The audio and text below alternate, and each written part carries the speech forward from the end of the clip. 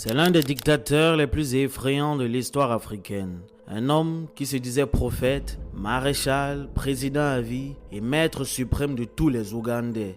Idi Amin Dada, voici son histoire. Né vers 1925 en Ouganda, il quitte l'école très tôt et rejoint l'armée coloniale britannique. Brutal mais très obéissant envers les colons, il grimpe vite les échelons. Le 9 octobre 1962, l'Ouganda accède enfin à l'indépendance. Le roi Mutesa II du Bouganda devient président à vie, tandis que Milton Obote assume la fonction de premier ministre. En mai 1966, Milton Obote s'appuie sur le militaire Amin Dada et mène un coup d'état au roi Mutesa qui reste exilé au Royaume-Uni. En décembre 1969, une tentative d'assassinat échoue contre le nouveau président Obote. Il demande alors au commandant adjoint Okoya de faire des enquêtes. Quelques jours plus tard, Okoya et son épouse sont assassinés sous ordre de Amin Dada. En 1971, Amin Dada renverse le président Milton Obote pendant que celui-ci est à l'étranger. Il devient le nouveau président du pays et se dit président à vie.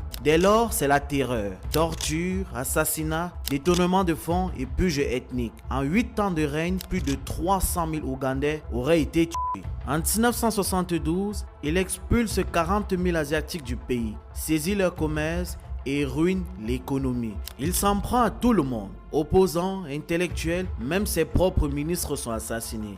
Malgré ses dérives autoritaires, Amin est apprécié d'une bonne partie du peuple car il tient tête aux Occidentaux et ose se rapprocher des dirigeants comme Muammar Kadhafi. En 1978, il attaque la Tanzanie de Julius Nyerere, mais perd la guerre. Cette défaite provoque son renversement. Il fuit le pays et meurt en exil en Arabie Saoudite en 2003. La version longue de son histoire est sur ma chaîne YouTube. Le lien est dans la bio.